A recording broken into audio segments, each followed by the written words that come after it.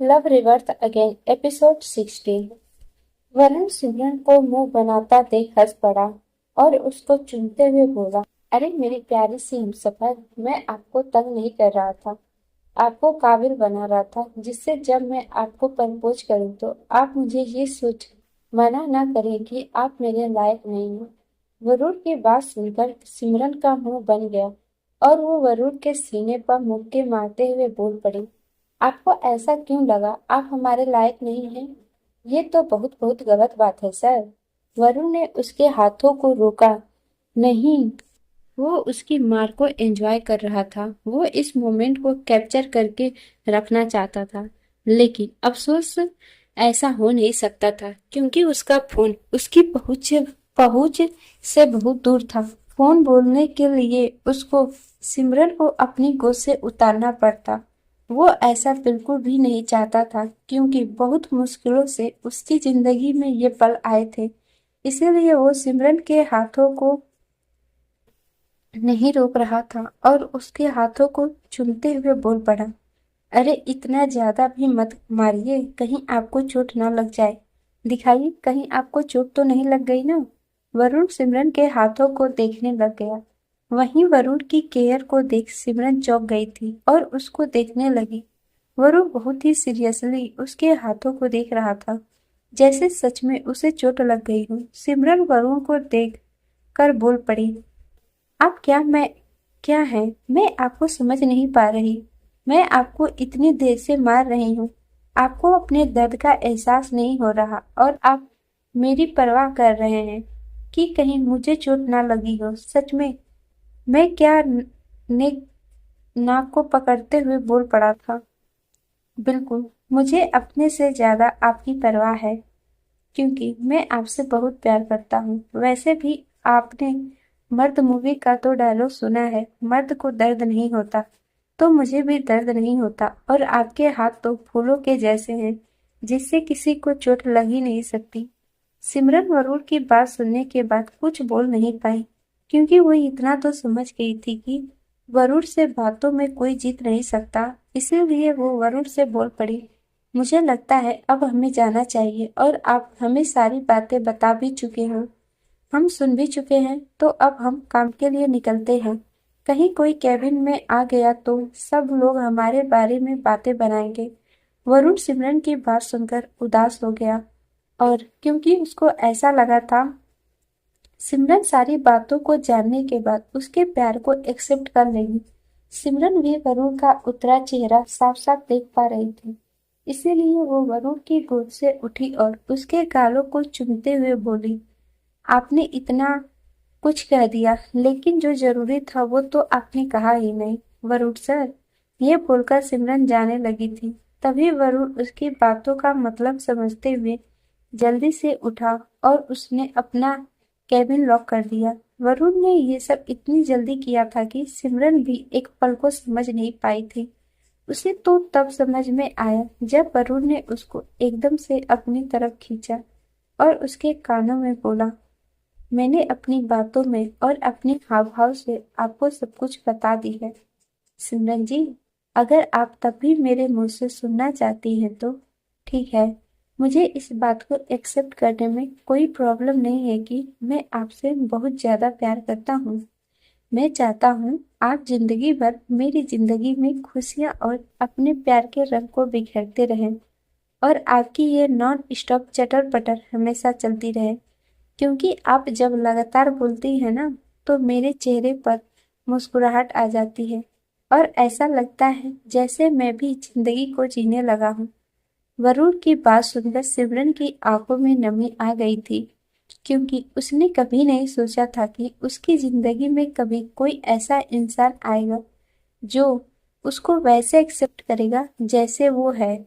उसने अपने हाथों की पकड़ वरुण की कमर पर कस दी थी और उसको बोल पड़ी, मैं भी आपसे बहुत ज्यादा प्यार करती हूँ। इनफैक्ट जिस दिन मैंने पहली बार आपको ऑफिस में देखा था और मैं आपसे टकराई थी, उसी दिन मुझे आप पसंद आए थे। आप जानते हैं आपकी प्यारी भाभी ने क्या बोला था कि मैं आपको पटा लूं। उसे तो अभी तक ये नहीं पता कि मैंने सच में आपको पटा लिया है। जब उसे पता चलेगा तो वो सच में मुझे बहुत मारेगी। सिमरन की बात सुनकर वरुण हैरान भी हो गया था और बहुत खुश भी कि उसने जिसको चाहा उसने भी उसको उतना ही चाहा है। वरुण ने सिमरन की बातों को सुनने के बाद उसके माथे को चूमा और बोल पड़ा, मैं अभी ये खुशखबरी भाभी को और रे को सुनाता हूँ। आई एम 100% श्योर भाभी ये सब सुनने के बाद खुश हो जाएंगी, क्योंकि जितना मैं भाभी को जानता हूँ वो दूसरों की खुशी में बहुत ज्यादा खुश होती हैं। और अपने दिल की एक बात बताऊं तो मैं आपसे जल्द से जल्द शादी करना चाहता हूँ। बेशक कि कोर्ट मैरिज ही हो जैसे कि रे और भाभी ने करी है। और हम बाद में पूरी दुनिया के सामने शो करें, क्योंकि अब मैं आपके साथ अपनी जिंदगी के हर एक पल को जीना चाहता हूँ, लेकिन वो भी तभी होगा जब आप चाहेंगी। सिमरन को कुछ समझ नहीं आ रहा था कि वो वरुण की इस बात का क्या जवाब दे, इसीलिए वो सर झुकाकर बस इतना ही बोल पाई थी, आप हमें बस आज के दिन का वक्त दीजिए। हम आज अम्मी से बात करेंगे, क्योंकि जितना वो हमें जानती हैं और जितना वो हमें समझती हैं, शायद हमारी मम्मी पापा भी हमें उतना नहीं समझते। ऐसा नहीं है कि वो हमसे प्यार नहीं करते, वो हमसे बहुत ज्यादा प्यार करते हैं, लेकिन आपकी भाभी हमारे से बहुत ज्यादा प्यार करती हैं, इसीलिए हम उससे बात करेंगे। जितना हम उसे जानते हैं वो भी हमें यही कहेगी कि हम आपके साथ कोर्ट मैरिज कर लें। ये बोलने के बाद सिमरन रुकी नहीं थी। उसने जल्दी से वरुण के कैबिन का गेट खोला और बाहर निकल गई। एपिसोड 61। सिमरन वरुण के कैबिन से बड़ी स्पीड से निकलकर गई थी और वरुण भी एक पल को उसकी स्पीड देखकर चौंक गया और मन ही मन हंस पड़ा। वरुण अपने आप से बोला, मुझे भी किसी पागल से प्यार होना था, लेकिन जैसे भी है मेरी है और मैं इनसे बहुत ज्यादा प्यार करता हूँ। वहीं सिमरन इतनी स्पीड से निकली थी कि वो काफी देर से अंदर ही थी और वो नहीं चाहती थी कि लोग उसके और वरुण के बारे में किसी भी तरह की बातें बनाएं जिससे उसके घर वालों को पता चले, क्योंकि वरुण ने ऑलरेडी बोल दिया था कि वो ये बात अभी किसी को बताना नहीं चाहता है। इसीलिए उसने शादी के बारे में भी यही सोचा था कि वो पहले कोर्ट मैरिज कर लेगा, उसके बाद में सब लोगों को बताएगा। सिमरन ने अपने कैबिन में पहुंचने साथ ही एक लंबी सांस ली और खुश होकर इधर उधर घूमने लगी, क्योंकि वो सच में आज बहुत ज्यादा खुश थी। आखिर उसका प्यार भी कंप्लीट हो ही गया था। वो हमेशा से ऐसे ही इंसान के बारे में सोचती थी और आज करणी माता की कृपा से उसकी जिंदगी में भी एक ऐसा इंसान आ गया था जो उसे बहुत ज्यादा प्यार करता था। वहीं इन सब बातों से अनजान आस्था अभी भी रेहान की बाहों में आराम से सो रही थी, क्योंकि रेहान ने उसके उठने के बाद उसे ब्रेकफास्ट करा दिया और उसे सुला दिया, क्योंकि अभी उनके जाने में टाइम था। दरअसल रेहान को आयांश का इंतजार था, क्योंकि वो आयांश की मदद से ही आस्था को अपने घर लेके जाने वाला था, वो भी सबसे छुपाकर। उसने आस्था के सोने के बाद राज को अंदर बुलाया और घर की सिक्योरिटी और ज्यादा बढ़ाने को बोला। इसके अलावा उसने अपने रूम के नीचे जो बेसमेंट बना था वहां सारी सुख सुविधाएं भी रखवाने को बोल दी थी, जिससे आस्था को कभी भी किसी भी तरह की कोई प्रॉब्लम ना हो। राज को ये इंस्ट्रक्शन देने के बाद वो वापस अंदर आया। वह आस्था के चेहरे को देखने लगा, जो बहुत ही प्यारी लग रही थी। रेहान का मन कर रहा था कि वो आस्था को बस यूं ही देखता रहे। उसने धीरे धीरे आस्था के को पूरे को शरीर को पूरा चूमना स्टार्ट कर दिया था, लेकिन आस्था इतनी ज्यादा गहरी नींद में थी, उसको इन सब बातों का एहसास ही नहीं हो रहा था। रेहान ने अब धीरे से अपने होठों को आस्था के होठों पर रख दिया, उसको धीरे धीरे किस करने लगा। अभी वो आगे बढ़ता इससे पहले ही उसका फोन बजा। रेहान पीछे हटा और उसने जल्दी से फोन उठाया, जिससे आस्था की नींद ना खुल जाए। रेहान ने पहले फोन को साइलेंट कर दिया। उसने फोन देखा तो वरुण उसको फोन कर रहा था। वरुण का फोन आते देख रेहान को गुस्सा आने लगा। खुद से बोल पड़ा, ये भाई क्या बन गया? भाई बनते ही भाई का बहुत भूत सवार हो गया है इस पर। ये तो मेरे ही रोमांच पर रोक लगा रहा है। लगता है अब मुझे भी इसका जीजा बनना पड़ेगा, तभी ये तंग करना बंद करेगा। रेहान अपनी सोच में बिजी हो गया था कि उसका ध्यान ही नहीं गया कि वरुण फोन काट चुका है। रेहान वरुण को फोन मिलाने ही जा रहा था, तभी उसका फोन दोबारा से बजा, जिसे देख रेहान को गुस्सा आने लगा। उसने जल्दी से फोन उठाया और वरुण से बोल पड़ा, अगर कोई जरूरी काम नहीं हुआ ना वरुण, तो फिर मैं तेरी वो बैंड बजाऊंगा कि तू याद रखेगा। रेहान की आवाज इस वक्त इतनी भयानक थी कि वरुण भी एक पल को डर गया था। वो समझ गया था उसने गलत टाइम पर फोन कर दिया, इसीलिए वो हड़बड़ाता हुआ बोल पड़ा, अरे यार तू मुझे ऐसे क्यों बोल रहा है? मैंने तेरा कौन सा घर लूट लिया जो तू इस तरह से मुझे धमका रहा है? लगता है तुझे मुझसे प्यार नहीं है। मुझे वहां आकर अपनी बहन को बताना पड़ेगा कि तू मुझे धमकाता है। वरुण की बात सुनकर रेहान को गुस्सा आने लगा था और वो गुस्से में बोल पड़ा, अब तू मुझे बता रहा है वरुण, तूने मुझे फोन क्यों की है? तू अच्छी तरह से जानता है ना, मुझे आज तेरी भाभी को लेकर घर जाना है। वरुण रेहान की बात सुनकर बोल पड़ा, भाभी तो है वो मेरी, लेकिन तू ये क्यों भूल जाता है कि वो बहन भी है मेरी। वरुण रेहान को और ज्यादा गुस्सा दिला रहा था, जिससे रेहान को गुस्सा आ रहा था। वो फोन रखने ही वाला था, तभी वरुण बोल पड़ा, अच्छा तू फोन मत रख, मेरी बात सुन। तुझे कुछ जरूरी बात बतानी थी, जिसे सुनने के बाद तू भी खुश हो जाएगा। रेहान इस बार इरिटेट होकर बोल पड़ा, वरुण अब तू मुझे बताएगा भी कि तूने मुझे क्या बताने के लिए फोन किया, या फिर इसके लिए भी मैं कोई मुहूर्त निकलवाऊं कि मुहूर्त निकलेगा तो तू मुझे बताएगा। वरुण समझ गया था कि अब अगर उसने रेहान को नहीं बताया तो रेहान कसम से उसको बहुत मारेगा, इसीलिए वो हंसते हुए बोल पड़ा, अरे मेरे यार, मेरे प्यार से भाई, मैं तुझे बता रहा हूँ तो सुन। आज मैं बहुत ज्यादा खुश हूँ। रेहान अब तक बहुत ज्यादा इरिटेट हो चुका था, इसीलिए वो गुस्से में बोल पड़ा, तो तू क्या चाहता है? मैं इस खुशी में शहर में पोस्टर छपवा दूंगी। आज वरुण बहुत ज्यादा खुश है, तो उसकी खुशी में सबको पार्टी करनी चाहिए। रेहान की बात सुनकर अब वरुण का मुंह बन गया था और वो गुस्से में बोल पड़ा, क्या तेरे पास मेरे लिए 5 मिनट का भी वक्त नहीं है जो इतना ज्यादा गुस्सा हो रहा है? लगता है मुझे ना अपनी बहन को ही आकर सब कुछ बताना पड़ेगा।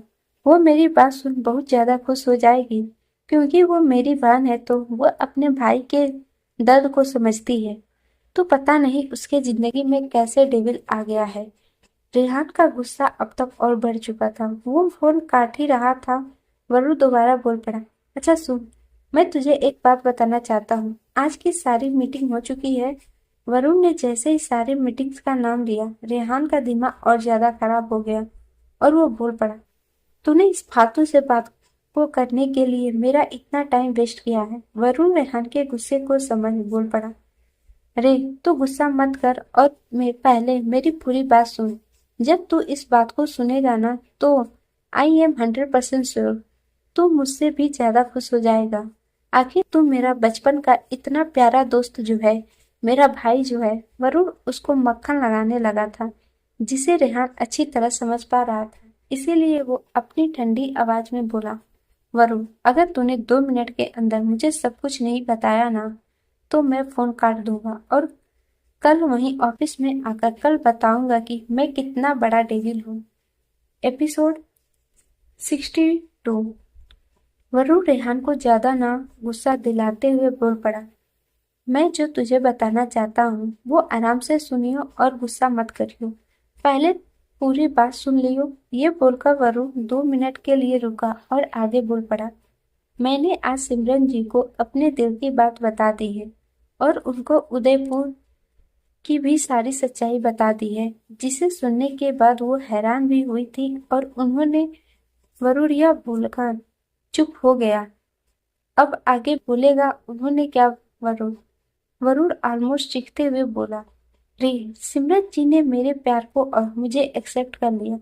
रेहान वरुण की बात सुनकर चौंक गया था, फिर बोला, क्या तू सच कह रहा है या तू मुझे बहलाने के लिए बोल रहा है? वरुण हंसकर बोल पड़ा। मैं सच कह रहा हूँ मेरे दोस्त, उन्होंने मेरे प्रपोजल को एक्सेप्ट कर लिया है।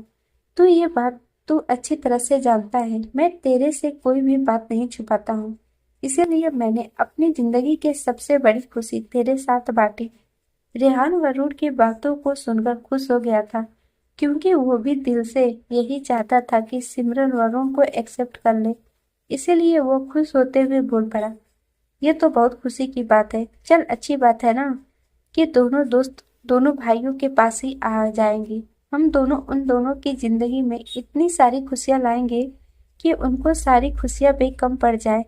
ये बोलते हुए रेहान की आवाज थोड़ी सी तेज हो गई थी, जिस कारण आस्था उठ गई थी।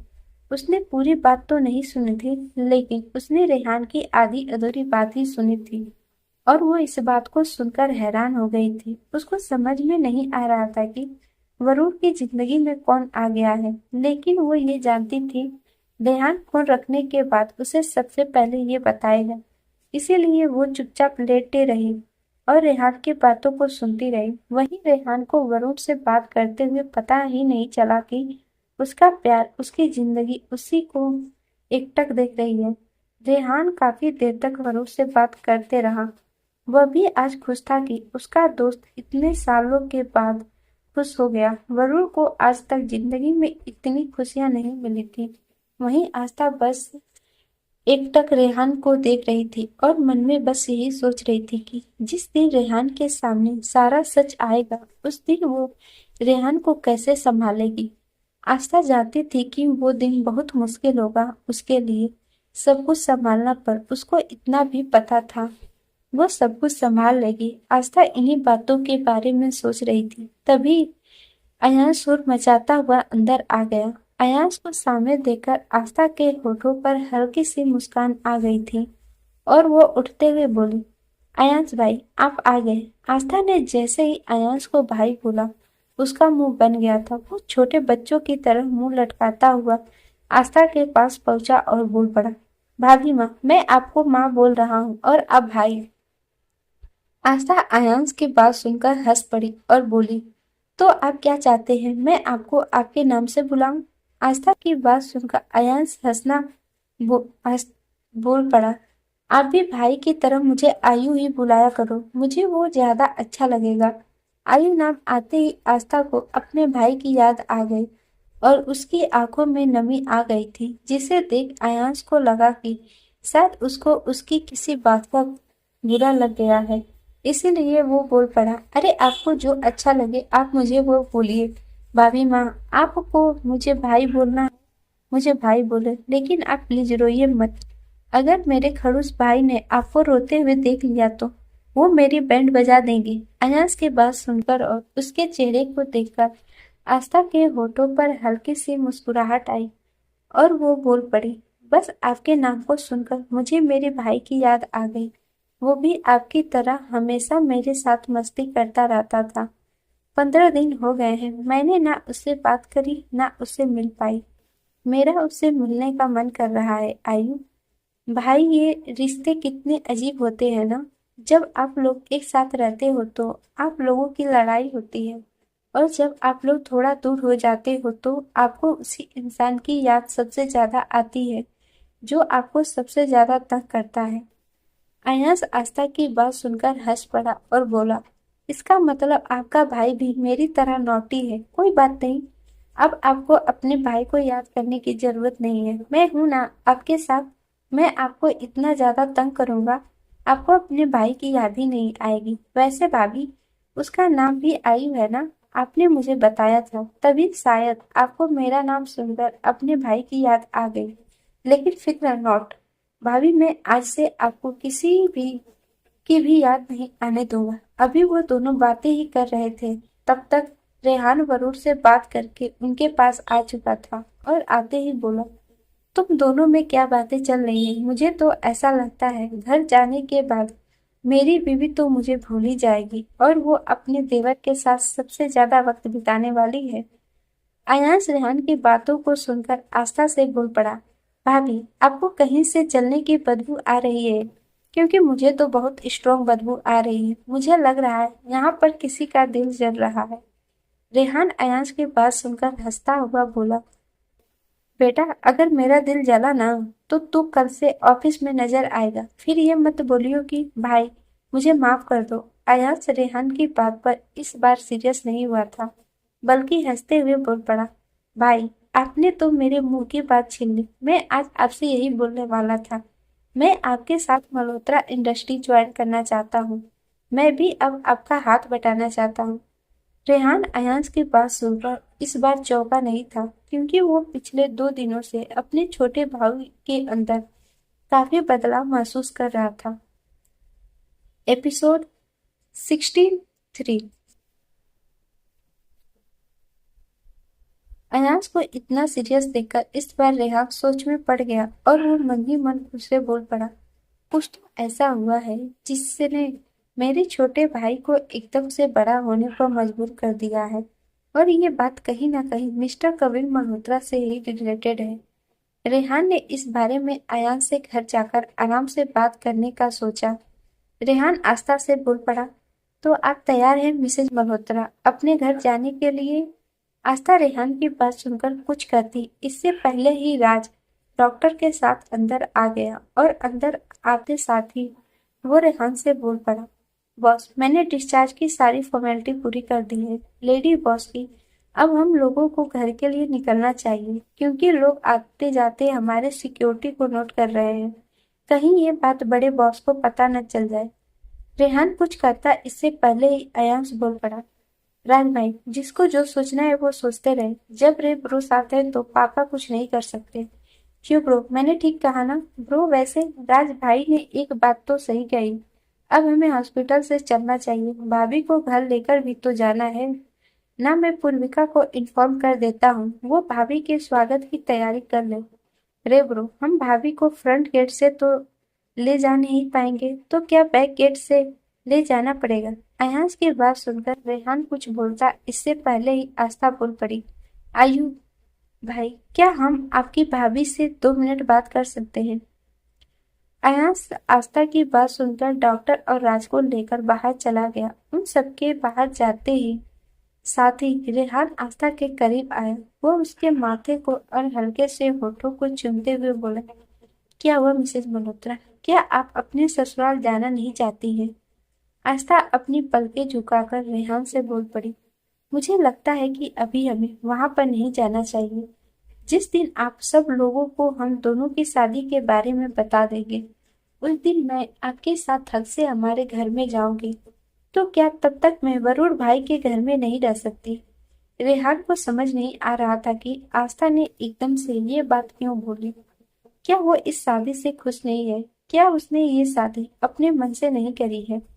आस्था रेहान के चेहरे पर आए भाव को समझ चुकी थी, इसीलिए वो उसके हाथों को थामते हुए बोल पड़ी, ऐसा नहीं है सर कि हम आपसे शादी करके खुश नहीं हैं, या हम आपके साथ घर नहीं जाना चाहते। हम उस घर में जाना चाहते हैं, लेकिन ऐसे नहीं। अगर हम वरुण भाई के घर पर भी रहेंगे तो आप तो हमारे साथ रहेंगे ना। वैसे भी तो हम आपके साथ पूरे दिन ऑफिस में रहने वाले हैं। बाकी बची रात तो आप कभी कभी हमारे पास रुक ही जाएंगे। फिर कुछ ही दिनों की तो बात है, धीरे धीरे तो आप सबको हमारे बारे में बता ही देंगे। रेहान आस्था की बात को अच्छी तरह से समझ नहीं पाया था। उसको ये गलतफहमी हो गई थी कि आस्था शायद उसके घर पर नहीं रहना चाहती है। वो आस्था पर गुस्सा नहीं करता, इसीलिए वो चुपचाप बाहर निकल गया और बाहर जाते साथ ही राज और अयाज को बोल दिया। वो दोनों आस्था को वरुण के घर पर छोड़ आए। वो ऑफिस जा रहा है ये बोलकर रेहान वहां रुका नहीं और वहां से चला गया। रेहान को यूं अचानक जाते देख अयाज और राज दोनों को कुछ समझ में नहीं आया। वो दोनों एक दूसरे का चेहरा देखने लगे। अयाज राज से बोल पड़ा, राज भाई पता नहीं रे ब्रो कब सुधरेंगे। मुझे लगता है उन्होंने भाभी से जो कुछ उल्टा सीधा बोला होगा। अब हमें जाकर भाभी को संभालना पड़ेगा। ये बोल अयन जैसे ही अंदर पहुंचा, आस्था चौंक गई थी, क्योंकि उसको अभी तक पता नहीं था कि रेहान उसको वहीं छोड़कर जा चुका है।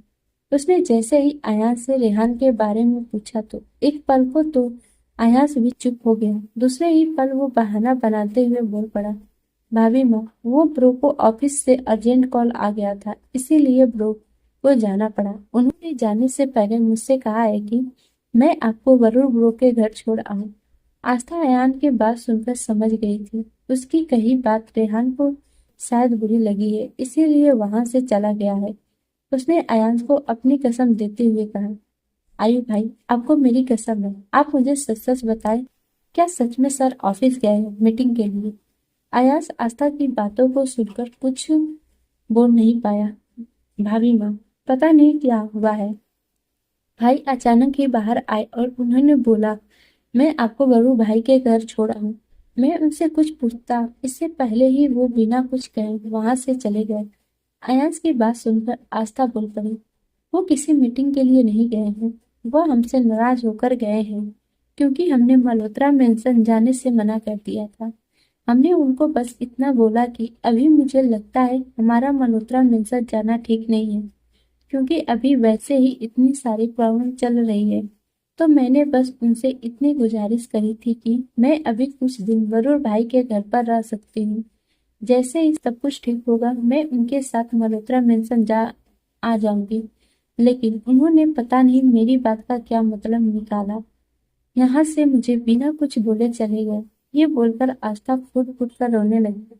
आस्था को ऐसे रोते देख आयांश को बहुत बुरा लग रहा था। उसने अपने भाई का भी पता था कि वो बहुत जल्दी गुस्सा हो जाता है। आयांश ने आस्था को काफी देर तक चुप कराने की कोशिश करी, लेकिन आस्था लगातार रोती जा रही थी। उसका मुंह रोने से लाल हो गया था और उसको हल्का हल्का बुखार चढ़ने लगा, जिसे देख अयास ने रेहान को फोन मिलाने की कोशिश करी, लेकिन रेहान ने फोन नहीं उठाया, क्योंकि रेहान अच्छी तरह से ये बात जानता था कि अयास उसे क्यों फोन मिला रहा है।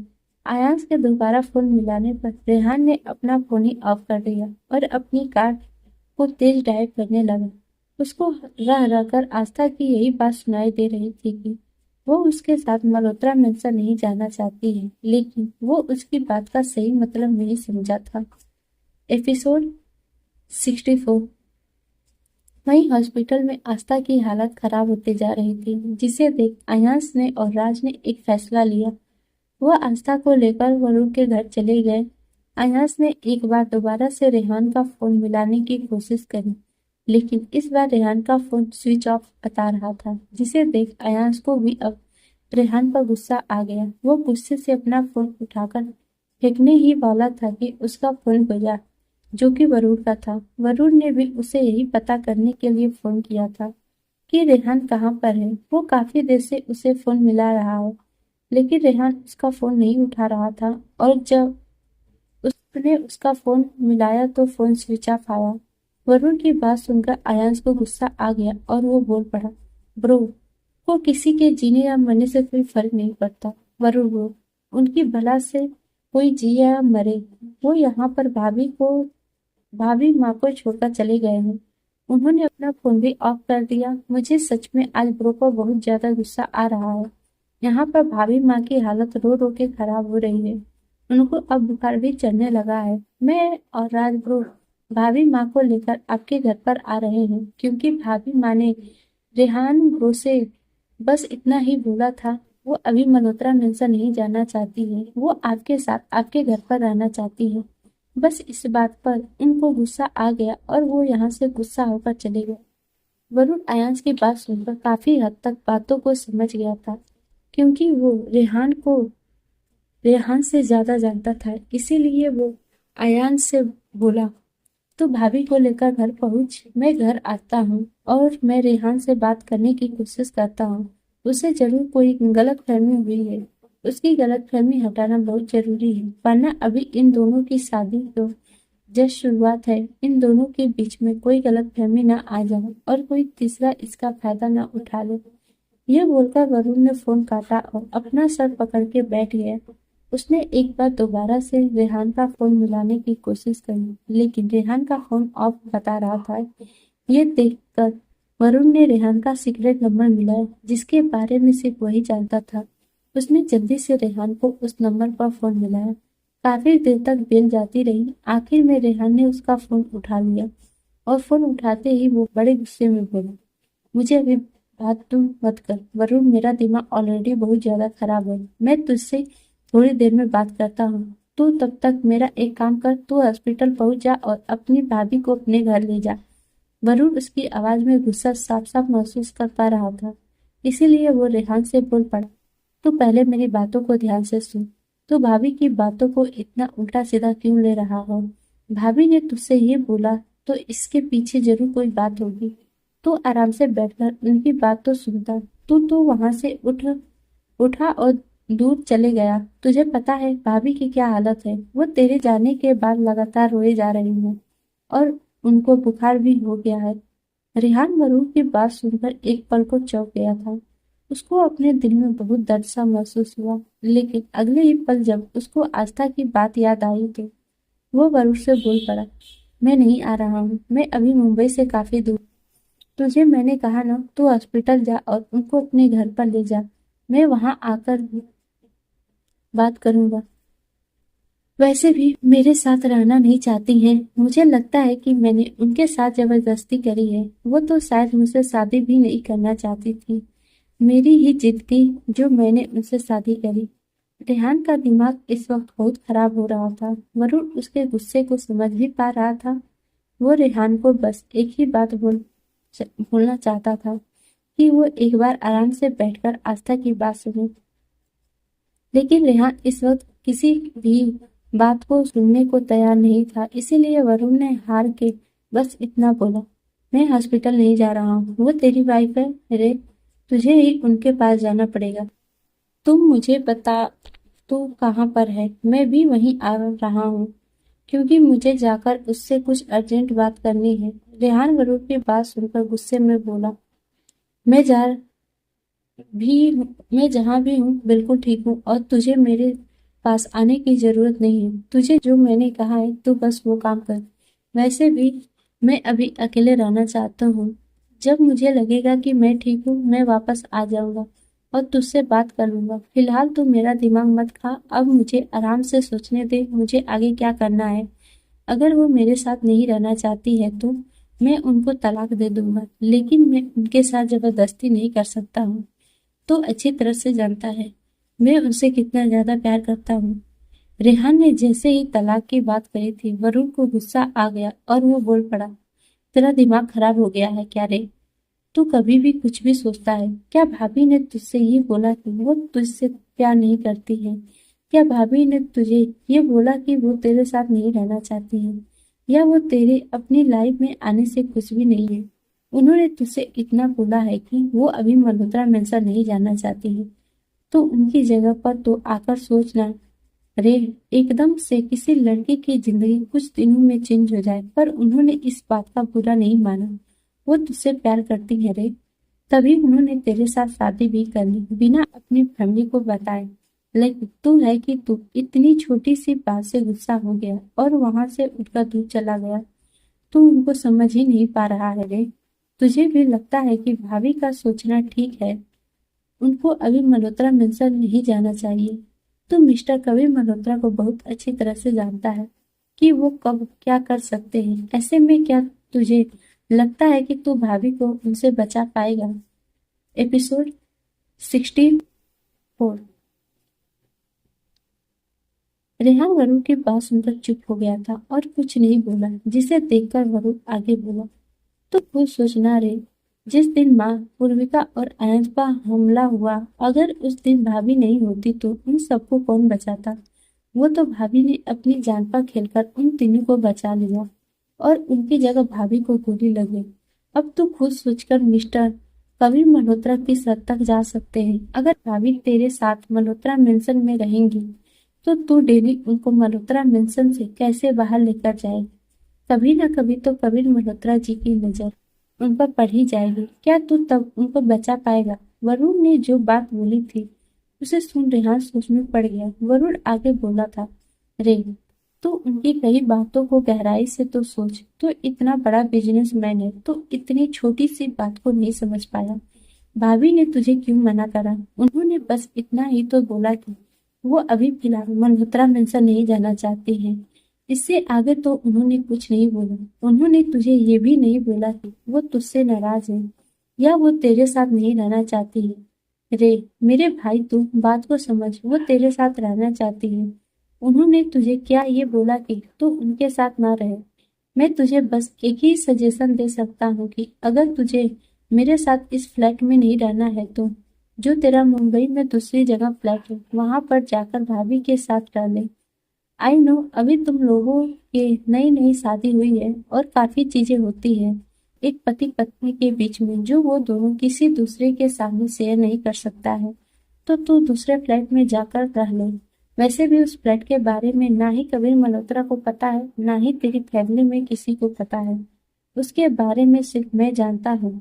मैं तो तुझे बस इतना ही सजेशन दूंगा, जब तक कबीर मल्होत्रा, अन्ना कपूर और आदि कपूर की बात सॉल्व नहीं हो जाती तब तक तुझे भाभी को इन लोगों के सामने नहीं लेकर जाना चाहिए। आगे तेरी मर्जी है।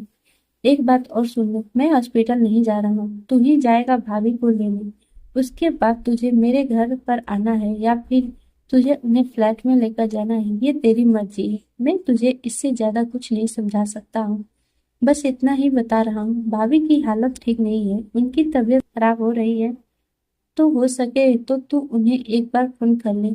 ये बोलकर वरुण ने फोन काट दिया। वरुण को फोन काटने के बाद रेहान सोच में पड़ गया। वह एक बार दोबारा से सारी बातों के बारे में सोचने लगा जो आस्था ने उससे कही थी। आस्था की कही बातें याद करके रेहान उससे बोल पड़ा।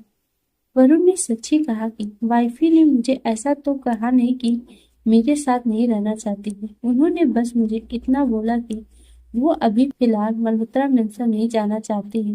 मैं भी ना सच्ची पागल हूँ जो मैं अपने गुस्से के कारण उनको वहां अकेले छोड़ आया।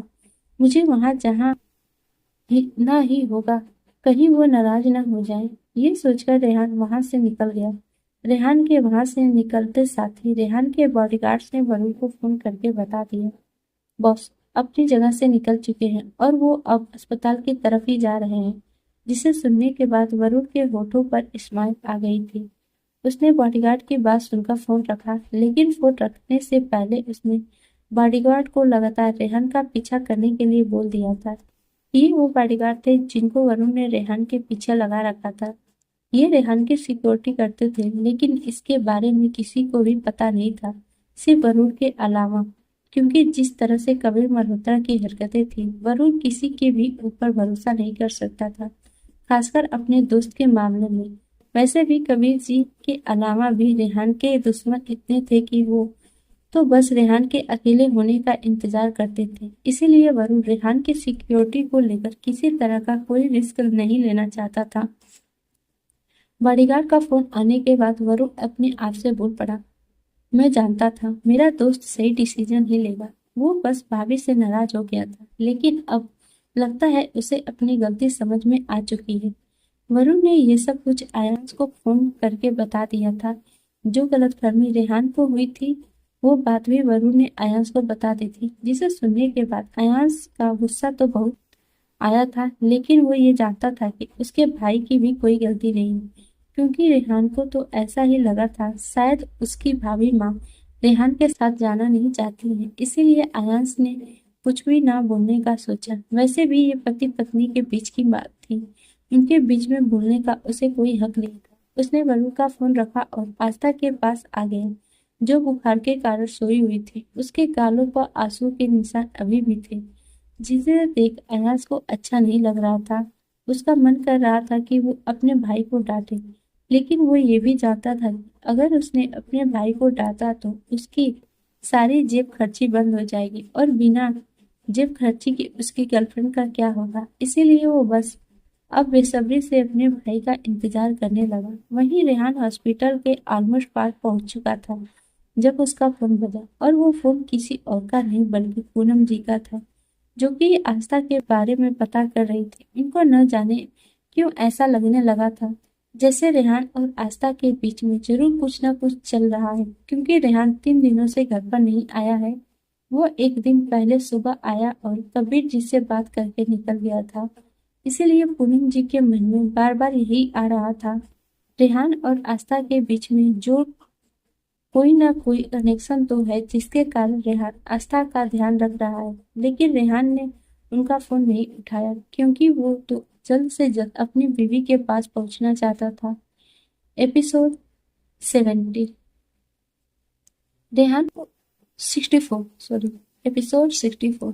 रेहान को अपना फोन न उठाते देख पूनम जी को बुरा तो लगा था, लेकिन वो ये बात भी जानती थी कि उनका बेटा बहुत ज्यादा बिजी होता है, इसीलिए उन्होंने कुछ देर बाद फोन करने का सोचा और अपने कमरे में आकर बैठ गए। उनको आजकल बहुत अजीब से एहसास हो रहे थे। उनको कबीर जी की बहुत बदले बदले से नजर आ रहे थे, इसलिए वो अकेले में अपने आप से बोल पड़ी, पता नहीं मेरे घर में क्या हो गया है। सब कुछ बहुत अजीब सा लग रहा है, सब कुछ बदला बदला सा लग रहा है।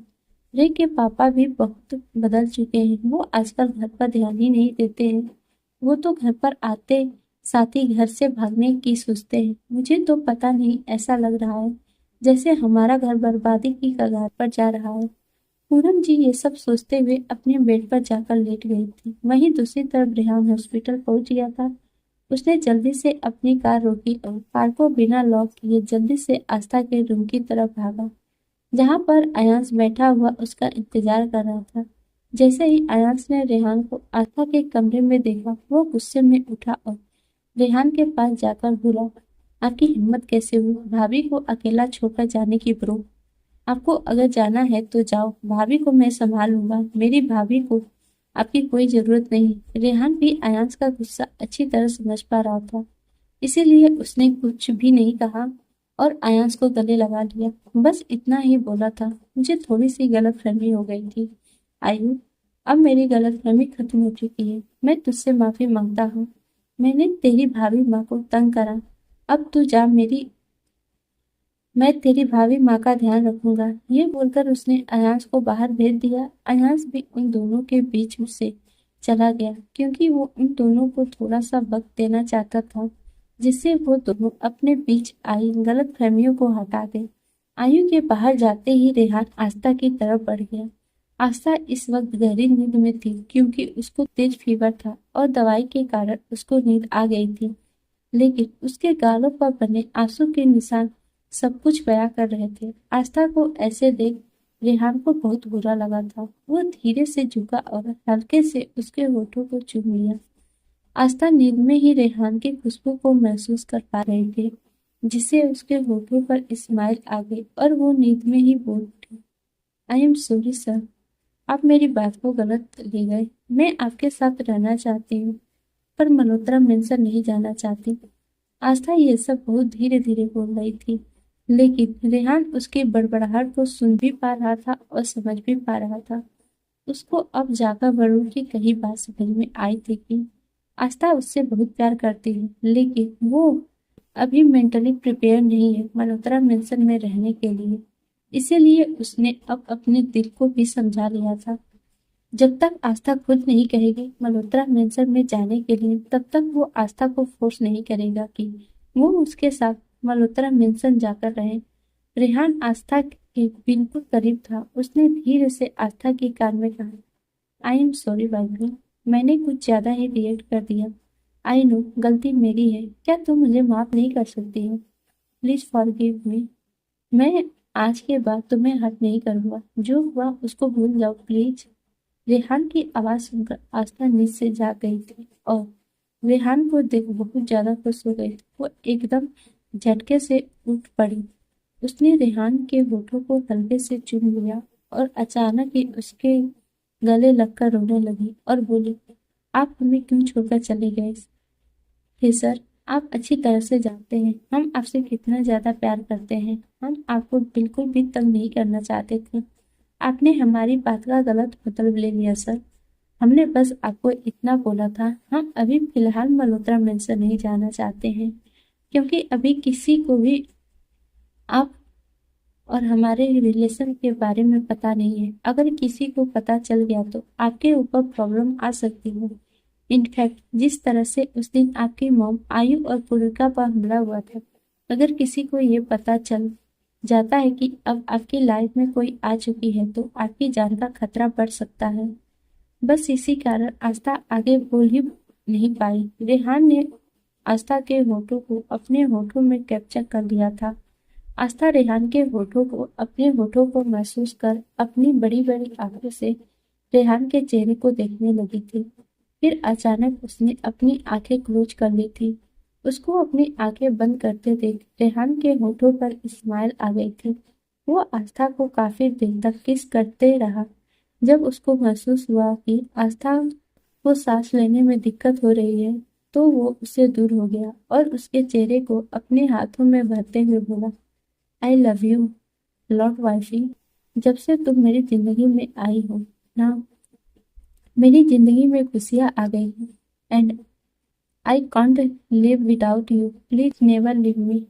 You have to promise you will never never leave me. तुम हमेशा मेरी जिंदगी में रहोगी, मेरी ताकत बनकर। रेहान की बात सुनकर आस्था उसके होठों को हल्के से चूमकर बोल पड़ी, मैं आपको कहीं भी छोड़कर भी नहीं जाऊंगी। मैं आपके साथ आपकी जिंदगी में हमेशा रहूंगी सर, क्योंकि आपके बिना तो मेरा भी कोई वजूद नहीं है। और मैं एक बात आपको बताऊं, मैं सच में आपसे बहुत ज्यादा प्यार करती हूँ। आप प्लीज मुझसे कभी नाराज मत होना। अगर आपको कभी मेरी कोई गलती भी दिखती है तो आप मुझे जाकर पूछ लेना कि मैंने सच में वो गलती करी या नहीं करी। लेकिन इस तरह से नाराज होकर मुझे छोड़कर मत जाना।